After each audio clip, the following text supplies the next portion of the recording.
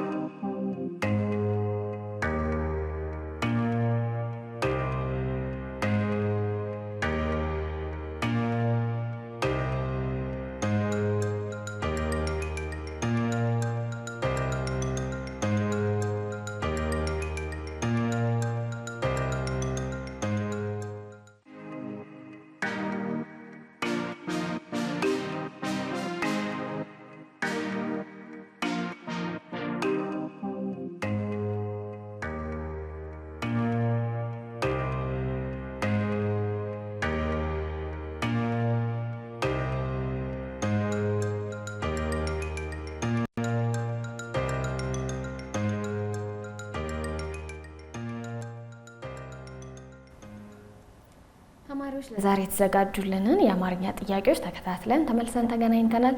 እንግዲህ እናንተ መልሶቻችሁን በ800 ላይ ዋይኤን እያስቀደማችሁ አድርሱን። መልሶቻችሁን እንቀበላለን። ተማሪዎች ግን ጥያቄዎቹን ስትመልሱ የምትመልሱትን ጥያቄ ተራ ቁጥርና መልስ አንድ ላይ አድርጋችሁ ላኩልን። አንዳንድ ተማሪዎች መልሱን ብቻ ትልኩልን አላችሁ። የትኛው ጥያቄ እንደሆነ ለመለየት ስለምንቸገር የምትሞክሩትን ጥያቄ ተራ ቁጥርና መልስ እያደረጋችሁ አድርሱን። መልሶቻችሁን እንቀበላለን።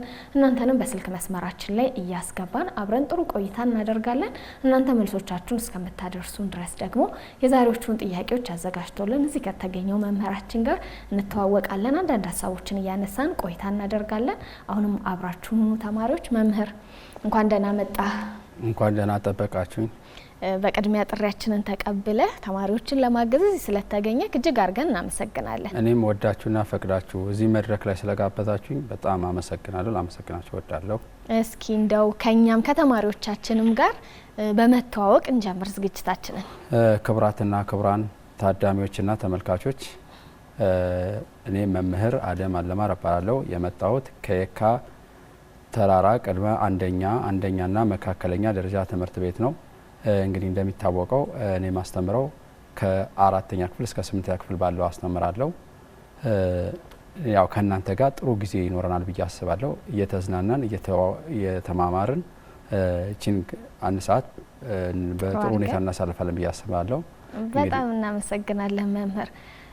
የመምህር ብቻ ሳይሆን የጋዜጠኝነትም ሙያ ያለው መምህር ነው የሚመስለው። አከፋፈትህ፣ አነጋገርክ ጥሩ ነው። በጣም ደስ ይላል መምህር። እስቲ እናነሳዋለን። ይሄ የጋዜጠኝነቱ ነገር አለ እንዴ ከውስጥ የሚለውን እንደው ግን አሁን በቅድሚያ ለመጀመሪያ ወደ ኋላ መለስ ብለህ እንደው ተማሪነት ልጅነት ምን ይመስላል? እስቲ የመምህር አደምን ልጅነትና ተማሪነት አጫውተን። እንግዲህ እኔ ተማሪ የተማርኩት አዳሪ ትምህርት ቤት ነው። ምዕራብ ሸዋ ኦሮሚያ ክልል ምዕራብ ሸዋ ባኮ አይነ ስውራን ትምህርት ቤት ነው የተማርኩት ከኬጂ እስከ 8ኛ ክፍል። እንግዲህ በተለየ መልኩ የተማርኩት በደንብ ጎበዙኝ የተማርኩት ነቃብ የተማርኩት ከ4ኛ ክፍል በኋላ ነው። ትንሽ ከኬጂ እስከ 3ኛ ክፍል ባለው አስቸገር ነበር። ያው እኔ እየታወቀኝ የመጣው 3ኛ ክፍል ላይ ነው እንደማስቸገር ማለት ነው።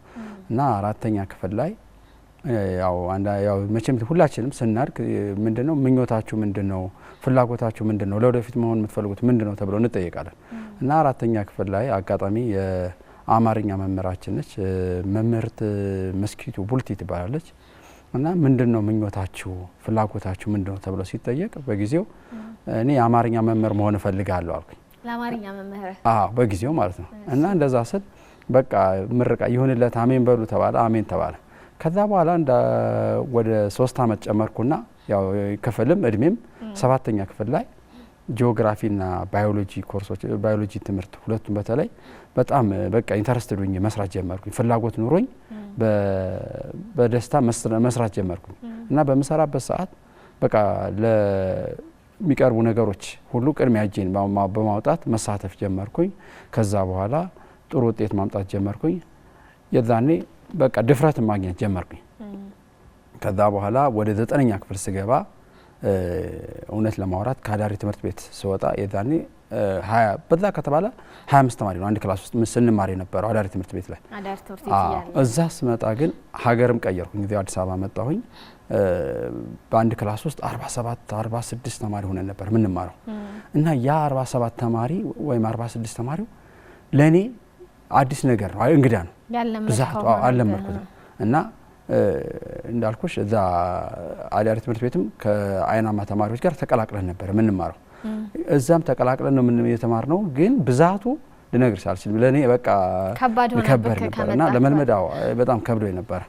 እና ከባቢውን ለመልመድ ተቸግሮኝ ስለነበረ አልሳተፍም ነበር፣ እጅ አላወጣም ነበር። እና አሁን ላይ ባለ መረጃ ውጭ ሀገር ነው ያለው። በጣም አክባሪውና አድናቂው ነው። በዚህ አጋጣሚ መምህር ሀባና ይባላል እና የሂስትሪ መምህራችን ነበረ። በጊዜው የሆነ ጥያቄ ጠየቀና ተማሪ ሁሉ ጸጥ ረጭ አለ። ከዛ አንድ ሁለት ተማሪዎች እጅ አውጥተው ሞከሩት፣ አልሆነም፣ ግን አልመለሱትም። እና ያ መምህር እኔ ለብቻዬ ነጠል ብዬ ከፊት ለፊት ነበር የምቀመጠው። ይሄን ጥያቄ እኔ የምጠይቀው ሰው አውቃለሁ ይመልሷል፣ እርግጠኛ ነኝ አለ። በቃ እርግጠኛው ነው ማለት ነው። መጣ፣ እሺ ይሄ ጥያቄው ልድገምልህ፣ ጥያቄውን ስለግምልህ ትመልስልኛለህ። እሺ አልኩኝ። ከዛ ተነስቼ መለስኩኝ። ወዲያውኑ አስጨበጨበና ስም ማን ነው አለኝ። አደም አለማህረብ እባላለሁ አልኩት። አይ ከዚህ በኋላ ከአደም ፊት ለፊት ሚስተር ምን እንጨምረዋለን? ሚስተር አደም አለማህረብ እንላለን። ስለዚህ ወደ መምህርነት ሙያ እየገፋፉ ነው። አዎ ከዛ በኋላ 12ኛ ክፍል ላይም ቀጠለ። 12ኛ ክፍል ላይ የጂኦግራፊ መምህሬ ያው ምናቀርበው አለ አይደለ ተዘጋጅተሽ ምታቀርቢው ንባብ ቤት ስራ ይሰጣል እና ተዘጋጅተሽ ልክ ራስሽ መምህር ምትሆኝበት ማለት ነው። ተማሪ መሆንሽ ተምሮ የማስተማር ነገር ነበርና ያን አቅርቤ ቀስ አለና ና አደም አለኝ። በቃ አንተ አሁን ቀጣይ ዓመት ዩኒቨርሲቲ የምትገባው መምረጥ ያለብህ የመምህርነት ዘርፉ ላይ ነው። ሌላ ሰብጀክት እንዳትመርጥ፣ ሌላ ኮርስ እንዳትመርጥ ነግሬሃለሁ። ያንተ ተሰጦ ይሄ ነው ታውቆኛል አለ።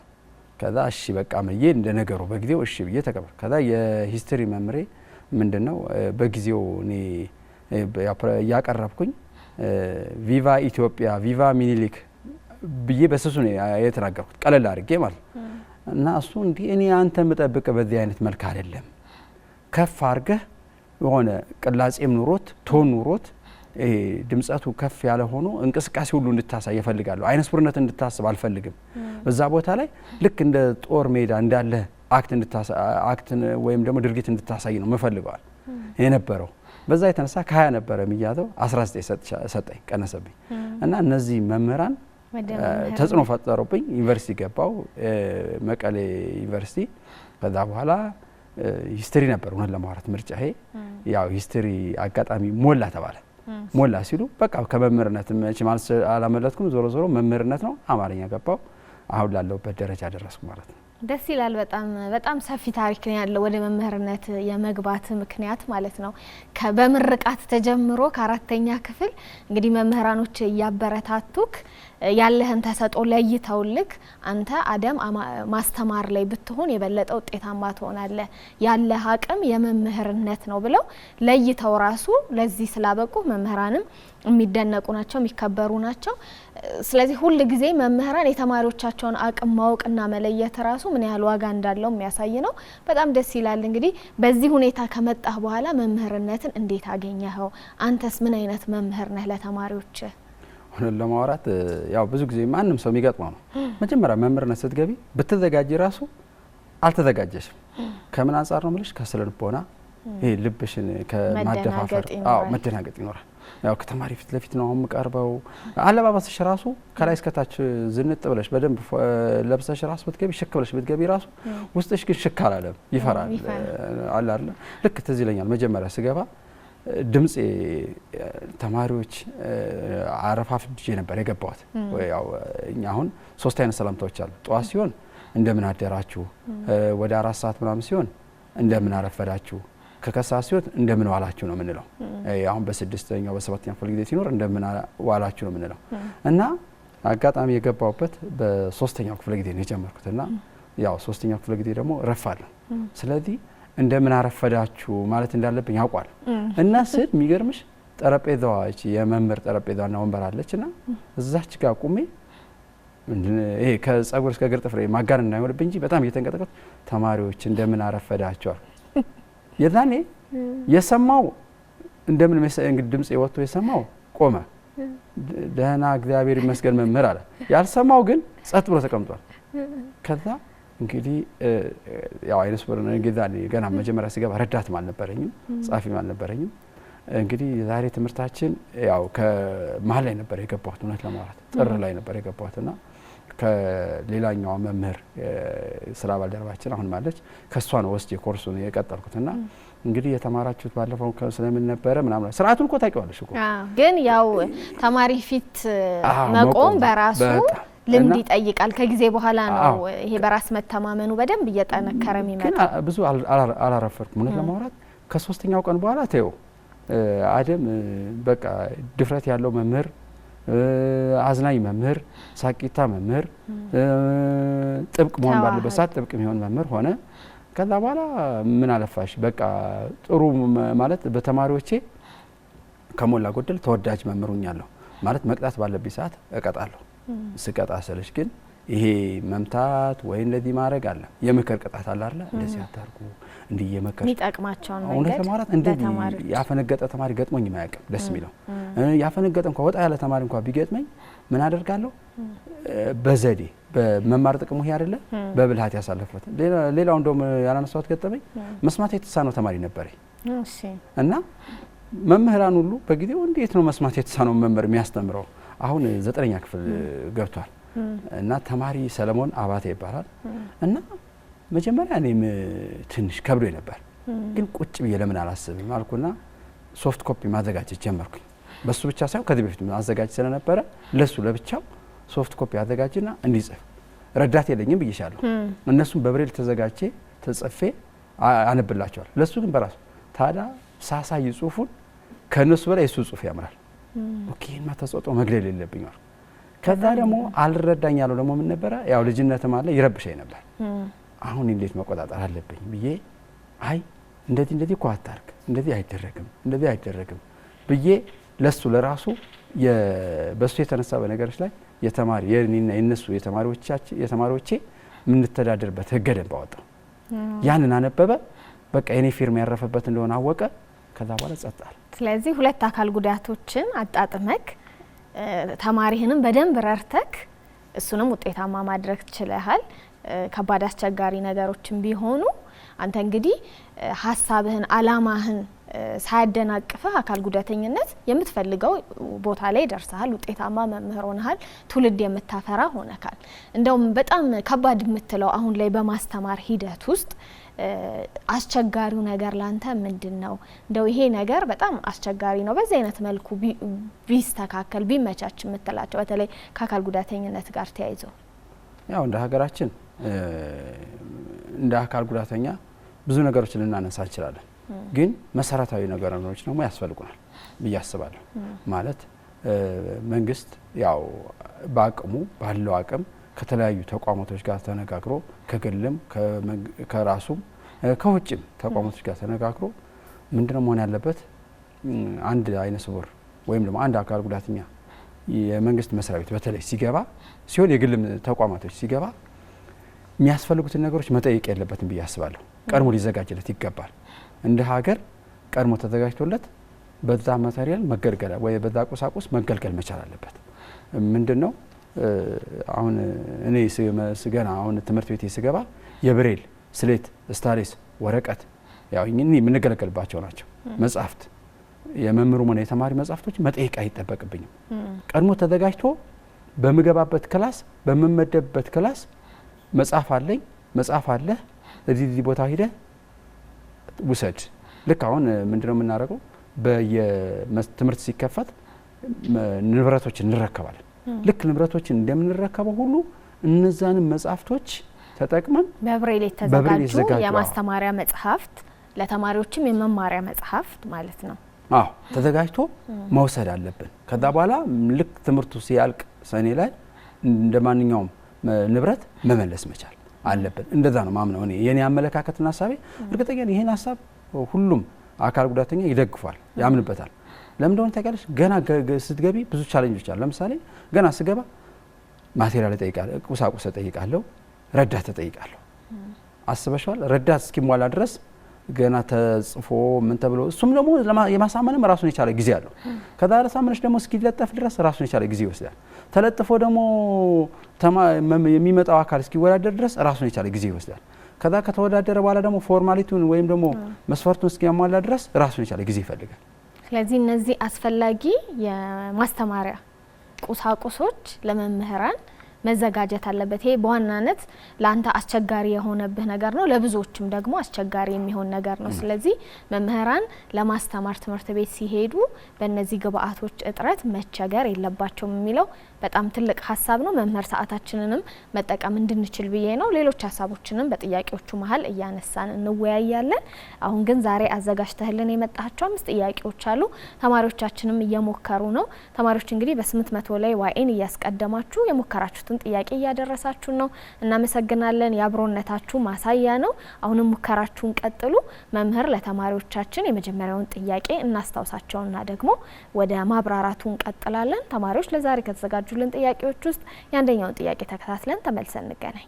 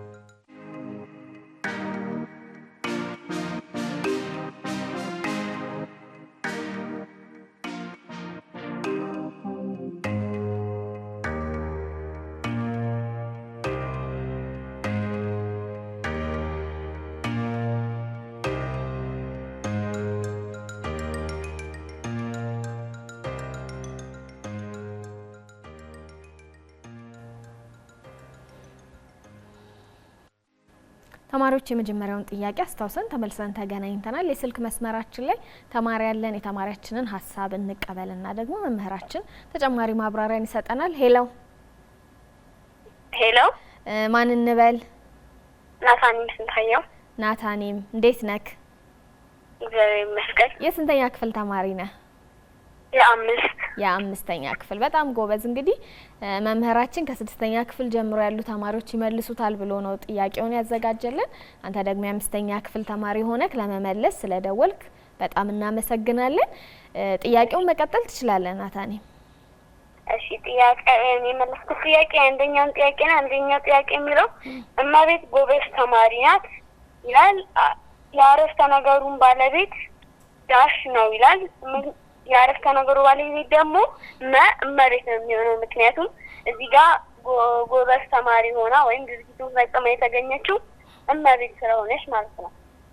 ስለዚህ መልሳችን እመቤት።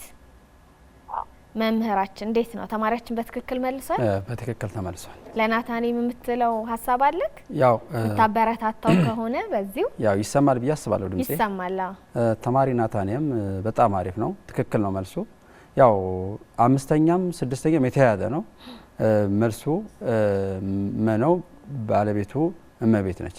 ምክንያቱም ወደ ጥያቄያችን እኛ ማብራሪያውን እንቀጥላለን።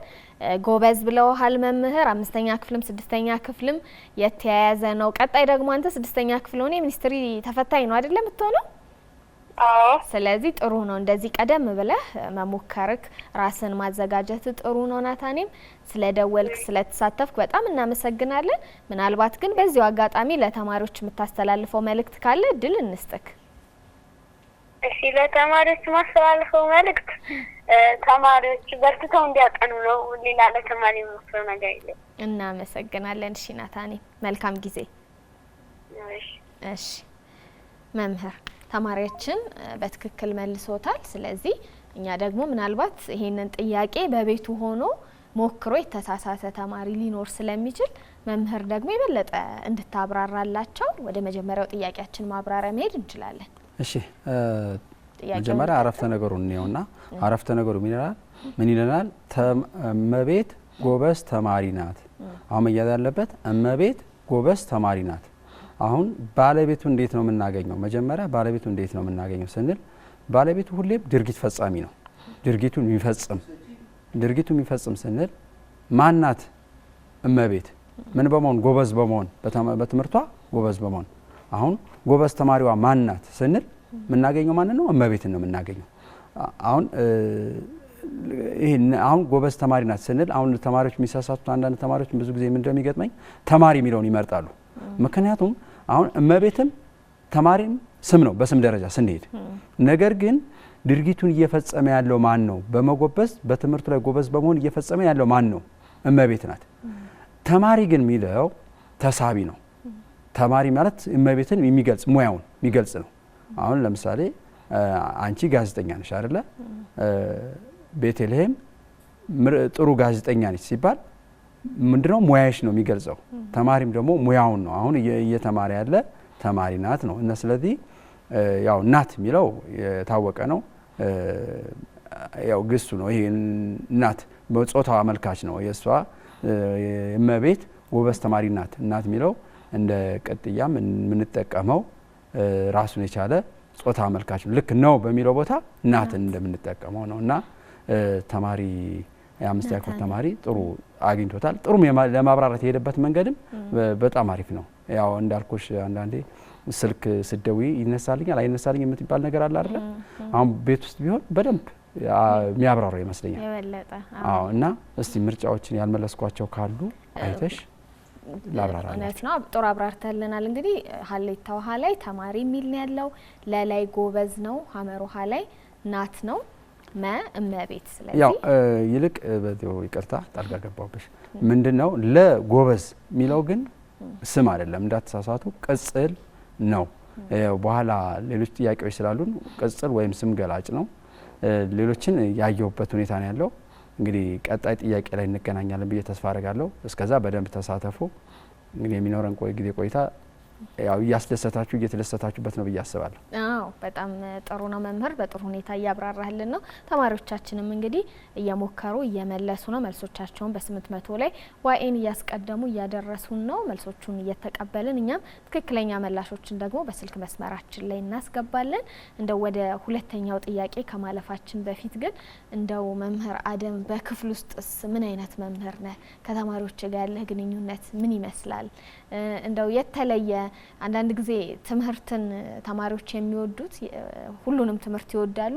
በተለየ ደግሞ አንዳንዴ ለመምህራኖቻቸው ጥሩ ስሜት ሲኖራቸው ትምህርቱንም የበለጠ ይወዱታልና እንደው በክፍል ውስጥ ምን አይነት መምህር ነክ?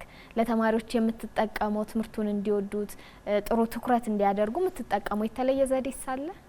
እንግዲህ ብዙ ጊዜ ሁላችንም የየራሳችን ተሰጥኦ፣ ችሎታ፣ አቅም፣ እውቀት አለን እና እውቀት እኔ የምጠቀመው ብዙ ጊዜ የመጀመሪያ ከሰላምታ በኋላ ሰላምታውን ከተሰጣጣን በኋላ አንድ የለመድነው ነገር አለ። አነቃቂ ንግግር ከ3 ደቂቃ እስከ 5 ደቂቃ በዛ ከተባለ 5 ደቂቃ ነው። ከዛ በኋላ ወደ ትምህርታችን የምንሄደው ግን ይህን ሳረግ ምን ተረዳችሁ፣ ምን አወቃችሁ፣ ከዚህ ታሪክ ምን ተረዳችሁ፣ ምን አወቃችሁ። ያው አንዳንዴ አእምሯቸውን መጀመሪያውኑ ማብሰል መቻል አለብኝ። እንዲወድ ዝግጁ እንዲሆን ማድረግ መቻል አለብኝ። የዛኔ ምን ያደርጋሉ? እነሱም ለትምህርቱ ዝግጁ ሆነው ይመጡልኛል። ከተዘጋጁ በኋላ እኔ ምን አደርጋለሁ? ያንን ከጨረስና ካነቃቂ ንግግር 1 2 3 ተማሪዎችን ካሳተፉ በኋላ ወደ ትምህርቱ እንሄዳለን። ትምህርቱ ላይ ስንሄድ ያው ያባለፈውን ትምህርት የማስተዋወቅ ስራ ይሰራል። የእለቱን ትምህርት የማስተዋወቅ ስራ ይኖራል። በእለቱ ትምህርት ላይ የሚያውቁትን ነገር ከአካባቢያቸው ሊሆን ይችላል፣ ከዚህ በፊት ከተማሩትም ሊሆን ይችላል፣ ካነበቡትም ነገር ሊሆን ይችላል እንዲናገሩ ያደርጋለሁ። ሌላ በባህሪ በጣም መቀመጥ አልወድም። እውነት ለማውራት ይገርምሻል፣ እኔ የማስተምርበት ትምህርት ቤት 3 ረድፎች አሉ። በ3ቱም ረድፎች እየተንቀሳቀስኩ ነው ማስተምረው። ከጫፍ እስከ ጫፍ ተማሪዎቼን አውቃለሁ። ያው ለ2 ሳምንት ልቸገር እችላለሁ ሳሳትፍ። በባህሪ አንድ እኔ ጋር ሲመጣ የሚቀር ነገር ቢኖር ምንድነው ይሄው ያው ታች ክላስ ሲማሩ ይሄው የሚሉት ነገር አለ። ያው ለመሳተፍ ካላቸው ጉጉት የተነሳ ይሄው የሚሉት ነገር አለ። እኔ ጋር ይሄ ነገር አይሰራም። ምንድነው ማደርገው? ተማሪውን ሁሉ ስለማቅ ስም ነው መጠራው። እከሌ ተሳተፍ። አሁን ብዙ ጊዜ የሚሳተፉ ልጆች አሉ ማለት ስማቸው ሲጠራ የበለጠ ነቃ ይላሉ። ማን እንደሚጠራም ቀጥሎ ስለማያውቁ በደንብ ትኩረት አድርገው ደስ የሚላቸው ማንም ይኸውልሽ፣ የሚገርምሽ ማንም ተማሪ በእኔ ክፍለ ጊዜ ላይ እንቅልፍ የሚባል ነገር የለም። ትኩረቱ እንዳለ ትምህርቱ ላይ ነው። ምክንያቱም ምን እንደምጠራ አይታወቅም፣ መቼ እንደምጠራው አይታወቅም። ስለዚህ እነሱ ነው ደስ ይላቸዋል። እንደውም ብዙ ግብአቶችን፣ አስተያየቶችን፣ ሀሳቦችን አገኛለሁ እና በሆነ አጋጣሚ ካዘጋጀሁት ነገር ካስለመድኳቸው ነገር ባስቀር ይሄ ነገር ቀርቷል ነው የሚባለው። ለምሳሌ ሌላው ቢቀር ሰላም ለእናንተ ይሁን ተማሪዎች ይላሉ። ሰላም ለአንተ ይሁን መምህር ይላል። አመሰግናለሁ ተማሪዎች ተቀመጡ፣ እናመሰግናለን መምህር ይላሉ። እንኳን አደረሳችሁ አላችሁ እንኳን አብሮ አደረሰን ያው ለበዓል ብቻ አይደለም ስለዚህ አሁን እቺን እንኳን ባስቀር እንኳን አደረሳችሁ የምትሏን እንኳን ባስቀር እንዴ ዛሬ ቲቸር እንኳን አደረሳችሁ አኳል አልከንም ግን ደስ ቢለው እኔ አስቀርቼ አላቅም ግን የሆነ ቀን ለመፈተን አስቀራለሁ ከዛ እንዴ ለካ ዛኔ ምን አላለሁ እኔም ለካ የሚከታተሉኝ ተማሪዎች አሉ ስልና አነቃቂ ንግግሩን በይው ማደርጋቸውን ስርዓቶች ማስቀረው ነገር የለም ለዚህ ጥሩ ነው ያንተ ክፍል ሞቅ ደመቅ ያለ ነው ተማሪዎች በንቃት እንዲከታተሉ ብዙ መንገዶችን ተጠቀማለ ጥሩ ነው የቋንቋም ትምህርት እንግዲህ ተማሪዎችን ጥሩ አድማጭ ጥሩ ተናጋሪ ጥሩ ደግሞ ይሄ ያላቸውን ነገር የጽሁፍም የምንም ችሎታቸውን የበለጠ እንዲያዳብሩ የሚያደርግ ስለሆነ እንደዚህ ታሪኮችን አነቃቂ የሆኑ ነገሮችን ቀድመህ አድርገህ እነሱም ሀሳባቸውን እንዲሰነዝሩ ማድረጉ የበለጠ ጥሩ ነው በደንብ ትምህርቱንም በተግባር ለመሞከር እድል የሚፈጥር ነገር ስለሆነ በጣም ጥሩ ነው መምህር እጅግ አድርገን እናመሰግናለን እስቲ አሁን ደግሞ ለዛሬ ከተዘጋጁልን ጥያቄዎች መካከል ለተማሪዎች የሁለተኛውን ጥያቄ አስታውሰን ተመልሰን እንገናኝ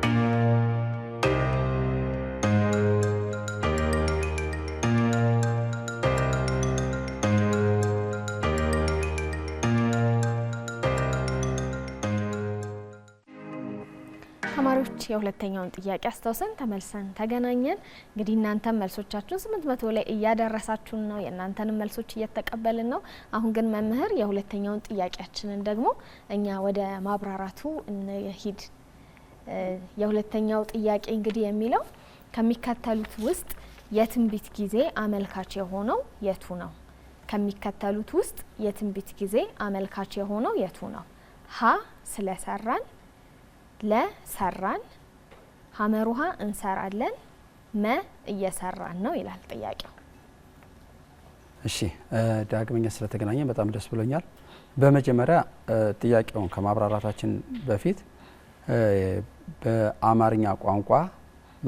በአማርኛ ቋንቋ ውስጥ ሶስት አይነት የጊዜ አይነቶች አሉ አንደኛው የአሁን ጊዜ ሁለተኛው አላፊ ጊዜ ሶስተኛው የትንቢት ጊዜ ልክ በእነዚህ የጊዜ አይነቶች ተመስርተን ወይም ተመርኩዘን ጥያቄው ምናብራራ ነው የሚሆነው የመጀመሪያው ጥያቄ አሁን ጥያቄያችን በደንብ ትደግምልናለች ጋዜጠኛ ቤተልሔም እንስማት ከሚከተሉት ውስጥ የትንቢት ጊዜ አመልካች የሆነው የቱ ነው የትንቢት ጊዜ አመልካች የሆነው የትኛው ነው እንግዲህ ለባጭሩ የአሁን ጊዜ ስንል አሁን እየሰራ ነው የምንናገረው ወይም ያደረግነውን ነገር ነው የምንናገረው አላፊ ጊዜ ግን ሲባል አድርገነው ሰርተነው የጨረስነው ነገር ነው አልፏል በቃ ጨርሰናል ሰርተናል አልፏል የትንቢት ጊዜ ግን ሲባል ምኞታችን ሊሆን ይችላል ያልተሰራ ግን ልንሰራ የምንችለው ነገር መስራት የምንፈልገው ነገር ምንጠቅስበት ነው በዚህ ጊዜ ውስጥ ነው የምንሰራውን ነገር ልንሰራ የምንችለውን ነገር መስራት የምንፈልገውን ነገር ምናስቀምጠው ስለዚህ በዚህ ጥያቄ መሰረት ምርጫዎችን ስንጀምር ሀሌታ ውሃ ስለሰራን ይላል ስለሰራን ሲል አሁን ስለሰራን አልፏል ሰርተናል ነው ስለሰራን ለምሳሌ ባረፍተ ነገር እናርገውና ስለሰራን ደሞዛችንን ሊከፈለን ይገባል ስለሰራን ደሞዛችንን ሊከፈለን ይገባል ስንል ሰርተናል ጨርሰናል ስለዚህ ምንድነው ምን የሚያስፈልገን የሰራንበትን የላባችንን ደሞዝ ሊሰጠን ይገባል ይያልን ነው እየጠየቀን ነው ሁለተኛው ለላይ ደግሞ ሰራን አሁን እዚህ ጋር ደግሞ ለምሳሌ የቤት ስራ ሰራን አሁን ነው የሰራ ነው እናንተ አሁን ለምሳሌ ቤት ውስጥ ናችሁ እየሰራችሁ ሊሆን ይችላል በአሁን ሰዓት እየተከታተላችሁ ነው ምንድነው የምትሉት የአማርኛ ትምህርትን በቴሌቪዥን እየተከታተልን ነው የምትሉት እየተከታተልን ነው ስትሉ ግን ወደ የት ሄድበናል ገና አልጨረሳችሁም ነው ግን ሰራን ስንል ግን ሰርተን ጨርሰናል አሁን ነው ግን የጨረስነው ጊዜው አሁን መጨረሳችን ነው ለበለጠ ደግሞ ግልጽ ላድርግላችሁ ምግብ እየበላችሁ በልታችሁ ጨርሳችሁ ከዛ እየበላን ነው አይደል የምትሉት ወይም ደግሞ በላን ነው የምትሉት በላን ጨረስን በልተናል ግን እጃችሁን አልታጠባችሁም በልታችኋል መብላታችሁ ማረጋገጫው ምንድነው እጃችሁ ላይ የቀረ የበላችሁበት ወጥ ምናምን የነካው ጣታችሁ አለ ምን ማለት ነው በላን ነው የምትሉት በላን ነው የምትሉት ልክ አሁንም ሰራን ያ የሰራው አካል ገና ልብሱን አልቀያየረም የሰራውን ሰራን ነው የሚለው ወይም ሰራው ነው የሚለው እና ከዚህ አንፃር ነው የሚብራራው ይሄ አሁን የተሰራ ነው ማለት ለማለት ፈልጌ ነው ቀጥሎ ሐመር ውሃ ላይ እየሰራን እንሰራለን እሺ እንሰራለን ስንል ገና አልሰራንም ለወደፊት ለመስራት እየተዘጋጀን ነው እንሰራለን ምን ሰራው ግን ስራ ምን እንደሆነ በራሳችን አቅደን የያዝነው ነው እና ይሄ የትንቢት ጊዜ የሚባለው ይሄ ነው ይሄ ማለት ምንድነው ለተጠየቅነው ጥያቄ ትክክለኛው መልሱ ሐመር ውሃ ነው ማለት ነው ቀጥሎ መላይ እየሰራን ነው አይደል እየሰራን ቅድም ከለጋር እያገናኘውላችሁ ነበረ ለና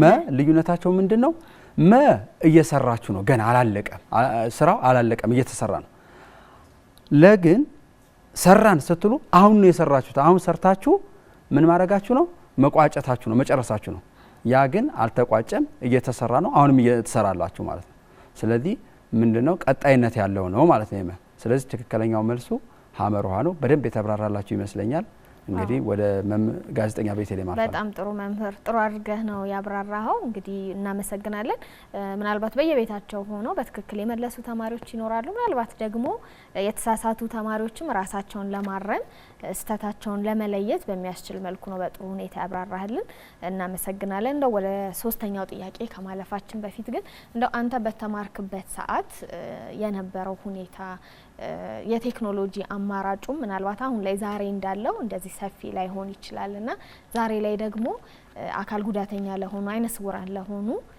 ተማሪዎች ብዙ እውቀትን የሚያገኙባቸው እድሎች በጣም ሰፊ አማራጮች አሉ እንደው ከዘመን አንፃር አሁን ያሉትን እድሎች እንዴት ታያቸዋለክ ለተማሪዎች በዛውም አንዳንዴ ደግሞ እድሎቹ ቴክኖሎጂው መኖሩ ብቻ ሳይሆን አጠቃቀማችንም ደግሞ በሚጠቅመንና በማይጠቅመን መልኩ ሊያደርገው ስለሚችል እንደው ተማሪዎች ጋር ከዚህ ዘመን አንፃር አይነ ስውራን ለሆኑ ተማሪዎች ምን በጎ ነገር አለ ባንተ እይታ እንግዲህ ከመጀመሪያው ጥያቄ ስነሳ እኔ የተማርኩት መጀመሪያ ላይ መግቢያ ላይ ገልጬዋለሁ አዳሪ ትምህርት ቤት ነው ባኮ አይነ ስውራን ትምህርት ቤት ይባላል በመማር ማስተማሩ ረገድ የጎደለብን ነገር አልነበረም ግቢው ምቹ ነበረ ለኛም ይመች ነበረ እኛም ለምለነው ነበረ የሚገርምሽ ነጭ በትር ሳንዲዝ ነበረ ምን እንቀሳቀሰው ከመልመዳችንና ከማወቃችን የተነሳ ማለት ነው ብዙ ነገር እንሰራ ነበር ኳስ እንጫወት ነበረ በቃ ማድረግ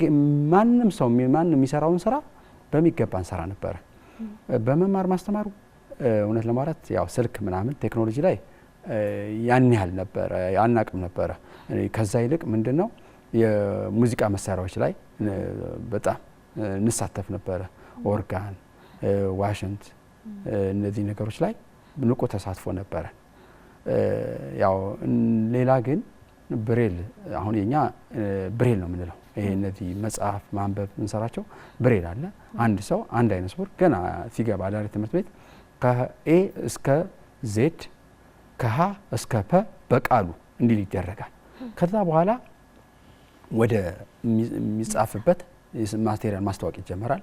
ስሌት፣ ስታይልስ፣ ወረቀት ያው ወረቀትም የራሱን የቻለ ስለሆነ ማለት ነው የብሬል ወረቀት ብለን ነው የምንጠራው። ሁሉን ነገር በብሬል ነው የምንጠራው እና ስሌት የሚጻፍበት ነው። ስታይልስ መጻፊያው ነው። ከዛ ወረቀት ደግሞ ምንለው በስሌቱ 4 ማዕዘን ነው። ስሌቱ እንደ በር እንከፍትና ከዛ በኋላ በኩል እናስገባለን። ከዛ በአራቱ ማዕዘን ጥርሶች አሉት ወረቀቱን የሚነክስልን እንዳይንሸራተት የሚያደርግ ማለት ነው እናስነክሳለን። ከዛ በኋላ ስታይልሱን አያያዛለሁ ስርዓት አለው። የስታይልስ ራሱ ያው መጻፊያችን ማለት ልክ ለእናንተ ስክሪፕቶ እንደምትሉት ስርዓት አለው። በስርዓት ባያያዙ እንይዛለን። ልክ በዛ መሰረት ቅድም በቃላችን ያልነውን ከኤ እስከ ዜድ ከሀ እስከ ፐ ይጻፋል፣ እንድንጽፍ ይደረጋል። ልክ ያንን ግን ከመጻፋችን በፊት በየቀዳዳዎቹ የራሳቸው በአንድ ቀዳዳ ውስጥ 6 ዶቱን ብለን ነው የምንጠራው ዶቶች አሉ። እነሱን የምናቀበት መንገድ አለ። እንዳጠቃላይ ብዙ ከተነተን ጊዜ ስለማይበቃን ባጭሩ ግን እዛ የነበርክበት ትምህርት ቤት በጣም ምቹ ነበር። ብዙ ነገሮች ተሟልተው ከታች ጀምሮ ከጽሁፍ ጀምሮ በደንብ በጥሩ ሁኔታ ተምራሃልና ብዙም አስቸጋሪ ነገሮች ያን ያህል አልገጠመም። እንደውም አንድ ገጠመኝ ልንገርሽ። ለምሳሌ አንድ ከ1 እስከ 4 እያለን መጀመሪያ ከ1 እስከ 4 እያለን በደንብ ብሬልን አድምተን መቻል አለብን። አለበለዚያ እስከ 6 ነው የምንማረው ብሬል እና አንድ ተማሪ ብሬል ላይ ሌላውን ትምህርት 100 አምጥቶ ብሬልን 49 ቢያመጣ ይወድቃል። ያለ ምንም ጥርጥር ይወድቃል፣ ማለፍ አይችልም። ወደ ቀጣይ ለምሳሌ ከ5 ወደ 6 ከ1 ወደ 2 ከ2 ወደ 3 ከ3 ወደ 4 ከ4 ወደ 5 ማለፍ አይችልም። ከ6 ወደ 7 መገልገያው ስለሆነ በደንብ እሱ መሰረታዊ ነው፣ ውጤታማ መሆን አለበት፣ ትኩረት ማድረግ አለበት። አለበለዚያማ ማንበብ መጻፍ ካልቻለ ይሄ ተማሪ ሊሆን ስለማይችል መሰረት መያዝ ስላለበት ወደ ቀጣይ ክፍል መዘዋወር አይችልም።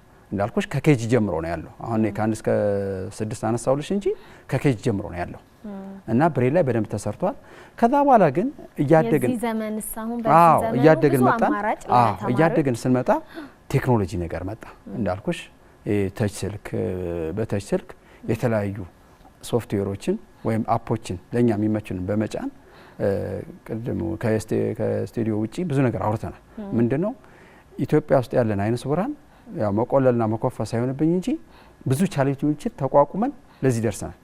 ራሳችንን ከከባቢው ጋር በማላመድ ብዙ ስራዎችን ሰርተናል። እየተሰራም ነው የሚገኙ በጣም ምጡቅ የሆኑ በቴክኖሎጂ የረቀቁ አንቱታ የሚገባቸው የአይነ ስውራን አሉ። ያ አንቱታ ስልሽ የወረቀት የምን ሳይሆን የተግባር አሉ እና በዛ ስራ ተጠቅመን ብዙ ስራዎችን አሁን ለምሳሌ በቴሌግራም ነው የምጠቀመው። ትምህርት ቤት በጥያቄዎችን አስገባለሁ፣ የሚፈለግብኝ በቴሌግራም አስገባለሁ። ከዛ በኋላ ኮፒ ይደረጋል ወይ ፕሪንት ይደረጋል። በቃ የሚያስፈልገው ነገር ጨረስኩ ማለት ነው። ከማንኛውም ጥሩ አማራጭን ፈጥሯል አለው። ነገር ግን አሁን ነገር ግን የሚለውን እንጠቀም፣ አፍራሽ ቃል እንጠቀም። ነገር ግን አጠቃቀሙ ላይ ደግሞ ችግር ፈጥሯል። አሁን ያለው አይነ ስውር አብዛኛው በሚባል መልኩ በዛ ነው ጥገኛ የሆነው። ጥገኛ ሆነ ማለት ያቺ መጽሐፍ ማንበቧን እቺ የብሬልዋን ስርዓት ረስቷታል፣ ዘንግቷታል። አሁን በዚህ ጉዳይ ላይ ብሔራዊ አይነ ስውራን ሰዓታችንም እየሄደ ስለሆነ ጠቅለል እናርጋት ነው። ብሔራዊ አይነ ስውራን ማህበራችን በዚህ ጉዳይ ላይ ጥሩ ለመስራት እየሄደበት ያለው መንገድ እንደ አባላቶቹ እንደ ሀሳብ እያነሱ ነው እና ይሄ ነገር እንግዲህ ከዚህ በኋላ ስር ነቀል ለውጥ ተደርጎ በደንብ እንዲሰራበት እንግዲህ ሁሉም በየበኩሉ አስተዋጽኦ ያበረከታል ብዬ አስባለሁ። ዞሮ ዞሮ ለማንበብና ለመጻፍ ለብሬል ትኩረት ሊሰጥ ይገባል። አሁንም ቢሆን ለማለት ፈልጋለሁ። ቴክኖሎጂ አማራጮች አጋዥ ቢሆኑ እንዳለው ነው። በመሰረታዊነት ግን ብሬሉ ላይ በደንብ ትኩረት መሰጠት አለበት። ተማሪዎችም እሱ ላይ በደንብ ትኩረት ማድረግ አለባቸው። ደግሞ በሚገባው መጠን አቅርቦቱ ሊኖር ይገባል የሚል ነው የመምህር ሀሳብ። በጣም እናመሰግናለን። ተማሪዎች እስቲ የሶስተኛውን ጥያቄ አስተውሰን ደግሞ ተመልሰን እንገናኝ።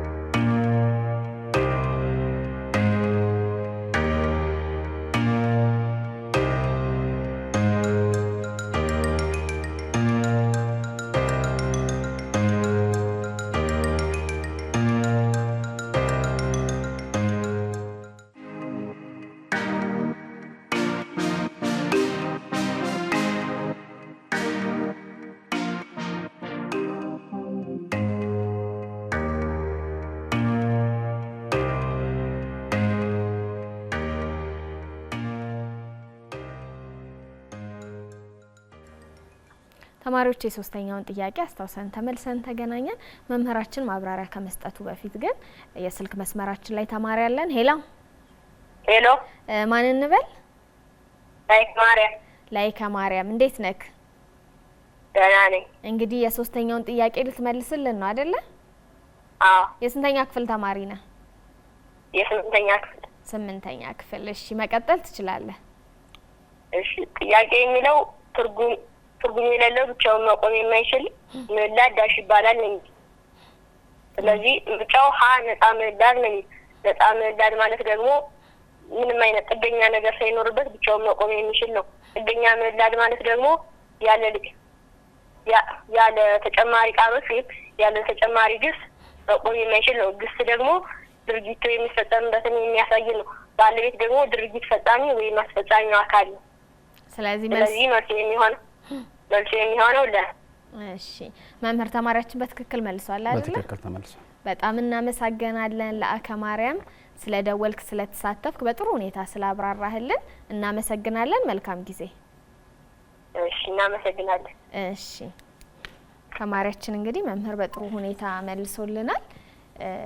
ወደ ተጨማሪ ወደ አንተ ማብራሪያ እንለፍ። ያው ብዙም እንደተባለው መልሶታል፣ ደግሞ ጥሩ አብራርቶታል። እውነት ለማውራት በተለይ ሀመር ውሃ ላይ ያለችዋን ያየበት መንገድ ተመችቶኛል። በደንብ ነው ያብራራው። ዞሮ እኔ አሁን ጊዜያችንም ለመጠቀም ወደ መልሶ ስንሄድ ሀሌታዋ ነፃ ምዕላድ የሚለው ነፃ ምዕላድ ሲባል አሉ ራሳቸውን ችለው የቆመ ቃል። ለምሳሌ ከበላ ስንል በላ የሚለው አሁን ራሱን ችሎ የቆመ ቃል ነው፣ ትርጉም ሊሰጥን የሚችል ነው። ከ ስንል ግን ጥገኛ ነው። እቺ ከምትለዋ ምንድነው?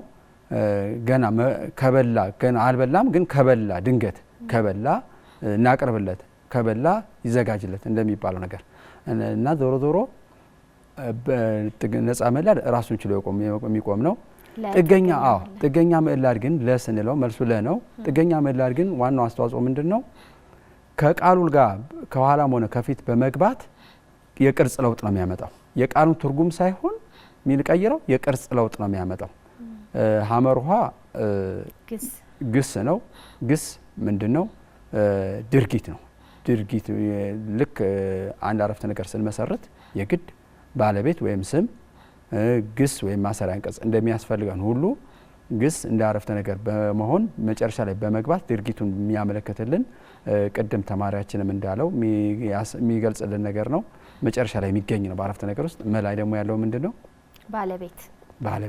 ባለቤት ቅድም እንዳልኳችሁ ነው። ባለቤት ሁሌም አረፍተ ነገር ለመመስረት የሚያገለግል መጀመሪያ ላይ የሚገኝ ድርጊት የሚፈጽም ነው። ሌላ ስሙ ምንድነው የምንለው? ስም ብለን እንጠራዋለን ማለት ነው። በጣም ጥሩ መምህር። እሺ እጅግ አድርገን እናመሰግናለን። እንግዲህ ተማሪዎቻችንም በትክክል እየመለሱ ነው፣ መምህራችንም ጥሩ ማብራሪያን እየሰጠን ሶስተኛው ጥያቄ ጋር ደርሰናል። አሁን ደግሞ ተማሪዎች የአራተኛውን ጥያቄ አስታውሰን ተመልሰን እንገናኝ።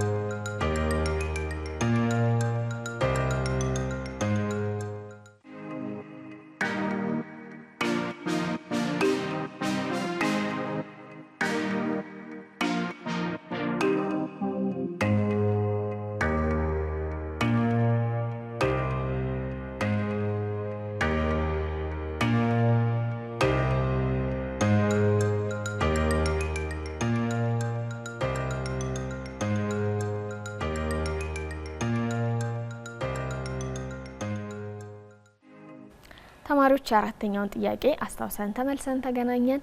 መምህር ወደ አራተኛው ጥያቄያችን ማብራራት እንለፍ። የአራተኛው ጥያቄ እንግዲህ የጥገኛ ምዕላድ አገልግሎት ምንድነው ይላል። የጥገኛ ምዕላድ አገልግሎት ምንድነው? ሀ ብዙ ቁጥርን ያመለክታሉ፣ ለ ባለ ንብረትነትን ያመለክታሉ፣ ሀመሩሃ ጾታን ያመለክታሉ፣ መ ሁሉም መልስ ናቸው። እንግዲህ ወደ እኔ ሲመጣ መልሱ መ ሁሉም ነው። ነገር ግን መሁሉም ከማለታችን በፊት እስቲ በምሳሌ እናስደግም። የመጀመሪያው ብዛትን ያመለክታሉ ስንል መጽሐፎች ወይም ደግሞ ወደ ግዕዙ ስንወስደው ደግሞ መጽሐፍት እንላለን። አሁን መጽሐፎች ስንል እንደ አማርኛ መጽሐፎች ስንል ኦች ምትለዋ እቺ ቅጥያ ምንድነው? ጥገኛ ምዕላድ ነች። ግን ምን ታመለክታለች? ብዛትን ታመለክታለች። ቀጥሎ ባለንብረትነትን ለሚለውን ስናየው ደግሞ መጽሐፌ ስል የማን ነው? የኔ ንብረቱ የማን ነው? የኔ ነው።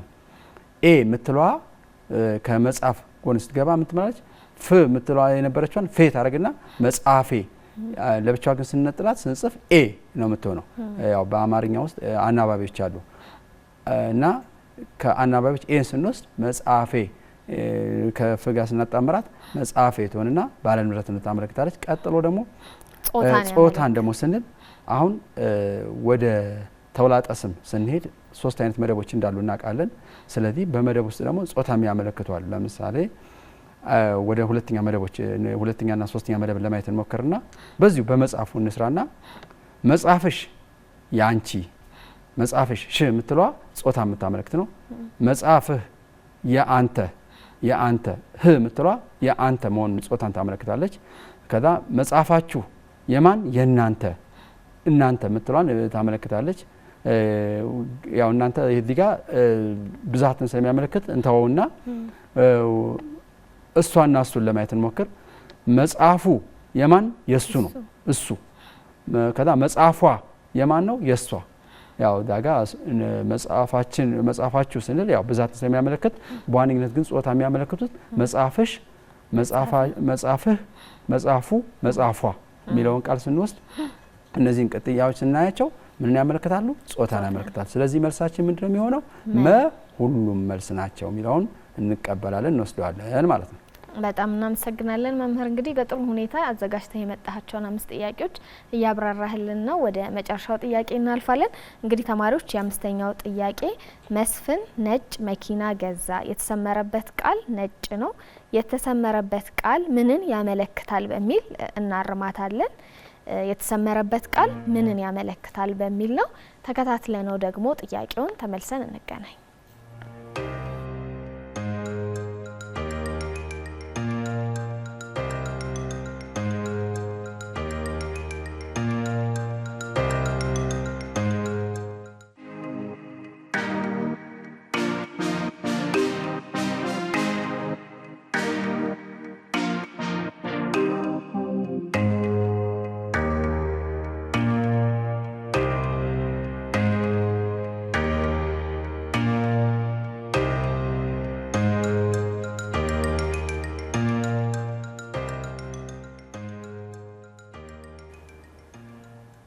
ተማሪዎች ለዛሬ ከተዘጋጁልን ጥያቄዎች መካከል የመጨረሻውን 5ኛውን ጥያቄ አስታውሰን ተመልሰን ተገናኝተናል። እንግዲህ መምህር ወደ ጥያቄያችን ማብራራት እንለፍ። የ5ኛው ጥያቄ እንግዲህ መስፍን ነጭ መኪና ገዛ፣ የተሰመረበት ቃል ምንን ያመለክታል? የተሰመረበት ቃል ነጭ ነው። መስፍን ነጭ መኪና ገዛ፣ የተሰመረበት ቃል ምንን ያመለክታል? ሀ ባለቤት፣ ለ ቅጽል፣ ሐመሩሃ ግስ፣ መ ስም። እሺ ወደ ጥያቄው ወደ መልሳችን ከመሄዳችን በፊት ጥያቄውን ማጤን አለብን። አሁን መስፍን ነጭ መኪና ገዛ። አሁን እነዚህን መስፍን ምንድነው? ነጭ ምንድነው? ገዛ ምንድነው? መኪና ምንድነው የሚለውን በደንብ ማወቅ ይኖርብናል። በቀላሉ መልሱን ለመረዳት እነዚህን ካወቅን መልሱን በቀላሉ ነው። ከዛ የተሰመረበት ምንድነው የሚለውን ስናይ እዛ ጋር ካወቅን መስፍን ባለቤት ነው። ምርጫው ላይ ይኖራል ብዬ አስባለሁ። መስፍን ባለቤት ነው ወይም ስም ነው። ቀጥሎ ነጭ ቅጽል ወይም ደግሞ የስም ገላጭ ነው። ምክንያቱም በኋላ አብራራላችኋለሁ። ከዛ ቀጥሎ መኪና ንብረቱ ነው ማለት የሚገዛው ቁስ ነው ማለት ነው። ገዛ ግስ ወይም ማሰሪያ አንቀጽ ነው። ስለዚህ አሁን መልሳችን ምንድነው ለሚለው የተሰመረበት ነጭ ነው። ስለዚህ ነጭ ቀደም ብያቸዋለሁ ስም ገላጭ ወይም ቅጽል ነው። ለምን ሆነ ስንል አንደኛ የስም ገላጭ ወይም ቅጽሎች 6 አይነት ናቸው። የመጀመሪያው ባህሪ አለ። ባህሪ ስንል ጎበዝ፣ ሰነፍ፣ የዋህ፣ ደግ፣ ሩሩህ እያል የምንገልጸው ነው። ቀጥሎ አሁን ቀለም ደግሞ አሁን የቀድሞ መልሳችን እዚህ ላይ ነው የምናገኘው። ነጭ፣ ጥቁር፣ ሰማያዊ፣ አረንጓዴ ወዘተ ብለን እንጠቅሳለን። ቀጥሎ መጠን ወፍራም፣ ቀጭን፣ መካከለኛ እያል ምን ጠቅሰው ነው። ቀጥሎ ወገናዊነት ወይም ዜግነት ኢትዮጵያዊ፣ ኬንያዊ፣ ጃፓናዊ፣ ሞሮኮዊ እያል ምን ጠቅሰው ነው። ቀጥሎ ምን ጠቅሰው ቅርጽ ነው። ቅርጽ ደግሞ ስናይ ጠፍጣፋ፣ ሞላላ ቅርጽ፣ ጠፍጣፋ፣ ሞላላ፣ ክብ፣ 4 ማዕዘን፣ 3 ማዕዘን እያል ምን ገልጸው ነው። ቀጥሎ የመጨረሻው ደግሞ ብዝሃነትን የሚያመለክት ለምሳሌ ጥቂት፣ በርካታ፣ አያሌ፣ ኢምንት እያል ምን ዘረዝራቸው ነው። ስለዚህ አሁን በደንብ የተረዳ ነው ይመስለኛል፣ የቀለለ ይመስለኛል። ሀሌታው ኋላ ያለው ምንድነው? ባለቤት ቅድም ነግራቸዋለሁ። መስፍን ምንድነው ብያቸዋለሁ? ባለቤት ነው። የምኑ ባለቤት ነው? ነጩ መኪና የሚገዛው አካል ነው። ማን? መስፍን። ባለቤት ወይም ስም ነው። ለላይ ደግሞ ያለው ነጭ ምንድነው? የመኪናው ቀለም፣ የተገዛው የመኪናው ቀለም ነው ማለት። ስለዚህ ቅጽል ወይም የስም ገላጭ ነው ማለት ነው። ስሙን የሚገልጽልን ነው ማለት ነው። ሀመር ኋላ ያለው ደግሞ ምንድነው? መኪና አይደለ? ግስ ከሆነ ይቅርታሽ፣ ግስ ከሆነ ደግሞ ምንድነው? ድርጊት ነው። ምን የሚሆን ነው? የሚገዛው ነው፣ የተገዛው ነው። ገዛ ስንል ገዝቶታል። የገዛው አካል ምንድነው? ድርጊቱን ፈጽሟል። በመግዛት ነው ድርጊቱን የፈጸመው። ምን በማድረግ? በመግዛት ድርጊቱን ፈጽሟል። ማን? መስፍን። ገዛ ድርጊት ነው። መስፍን ደግሞ ምንድነው? ድርጊት በፈጻሚ ነው። ምን ያደርጋል? በመግዛት ድርጊቱን ይፈጽማል ማለት ነው። ስለዚህ ገዛ የሚለው ድርጊት ነው፣ ግስ ነው ማለት ነው። ቀጥሎ መላ ያለው ደግሞ ምንድነው? መኪና። ስም ቅድም ብያቸዋለሁ። ስም ራሱ የቻለው ምንድነው? መኪና ነው። መኪና ስም ነው። ለምሳሌ ማንኛውም መጠሪያ ያለው ነገር በዚህ አጋጣሚ እንዳትሳሳቱ ስም ነው። አሸዋ ልንል እንችላለን፣ ድንጋይ ልንል እንችላለን፣ ጠጠር ልንል እንችላለን፣ በቆሎ ልንል እንችላለን፣ በቀለ ልንል እንችላለን፣ አበበ ልንል እንችላለን፣ ከበደ ልንል እንችላለን፣ ሐይቅ ልንል እንችላለን፣ ባህር ልንል እንችላለን። ይሄ እነዚህ መጠሪያዎች ሁሉ ምንድን ናቸው? ስም ናቸው ማለት ነው። ስለዚህ በዚህ መሰረት መኪና የሚለው ምንድነው? ስም ነው ማለት ነው። በደንብ የተመለሰላችሁ ይመስለኛል ተማሪዎች። እንግዲህ ወደ ጋዜጠኛ ቤተልሔም። ስለዚህ መልሳችን መስፍን ነጭ መኪና ገዛ ለሚለው የተሰመረበት ቃል ምንን ያመለክታል ለሚለው ለቅጽል የሚለው ይሆናል ማለት ነው። መምህር በትክክል በጣም እናመሰግናለን። እንግዲህ መምህራችን በጣም በጥሩ ሁኔታ 5 የአማርኛ ጥያቄዎችን አዘጋጅተ መተክ ለተማሪዎቻችን በሚመጥን መልኩ እያብራራክ እስካሁን ቆይተናል። እጅግ አድርገን እናመሰግናለን። ከመሰናበታችን በፊት ግን እንደው በአጭሩ ቆይታችን ምን ይመስላልና እዚህ መጥቼ ሳላስተላልፍ ይችን መልእክት አልሄድም የምትላትን ሀሳብ ካለች እሱን እድል ልስጥ፣ ሰዓታችን ስላለቀ። እንግዲህ በመጀመሪያ ወዳችሁና ፈቅዳችሁ እንግዲህ ታስፈልገናል ብላችሁ ስለጋበዛችሁ በጣም አመሰግናለሁ። ክብረት ይስጥልኝ። እርግጥ የተለየ ነገር ምለው ነገር የለም። ያው ተማሪዎች እንደ ተማሪነታችሁ በደንብ መጠንከር ማጥናት ያስፈልጋል፣ ትኩረትም ይፈልጋል። በተለይ 6ኛና 8ኛ ክፍል ምን አይነት ተሞክሮ አለ መሰለሽ? እኔ እንደራሴ መጀመሪያ ከስር ኖት እጽፋለሁ። ኖት ከጻፍ በኋላ ራሴን በራሴ ለመፈተሽ ጥያቄዎችን አወጣለሁ እና ምንድነው ይሄን ተግባር እና ይሄን ባህሪ ተማሪዎች ላይ የማንጸባረቅበት ሁኔታ አለ። ተማሪዎቼ ሲማሩ መማር ብቻ አይደለም፣ ኖት እንዲይዙ ብቻ አይደለም፣ ኖት ከያዙ በኋላ ጥያቄ እንዲያወጡ ልክ እኔ መለማመጃ ጥያቄ ወይም ወርክሺት እንደሚዘጋጀው ሳይሆን እኔ አዘጋጅቼ ብቻ ሳይሆን መጠይቃቸው እነሱ ራሳቸው አዘጋጅተው ለተማሪዎች የሚጠይቁበት። አዎ ምንድነው በተዘዋዋሪ መንገድ ምን ይፈጠራል? ያ ተማሪ በዛ ትምህርት ላይ ብቁ ይሆናል፣ ዝግጁ ይሆናል።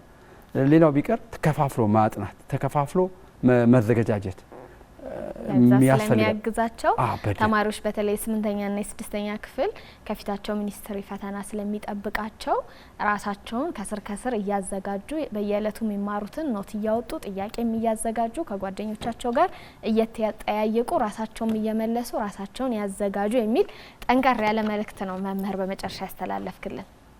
አዎ እና እንደዛ ነው። ሌላ መመሪያ ላይ ትኩረት ይደረግ። አሁን ቢሆን ምፈራው ብዙ ጊዜ የሚገጥመኝ ተማሪዎች ላይ ያለመዘጋጀት ችግር አለ።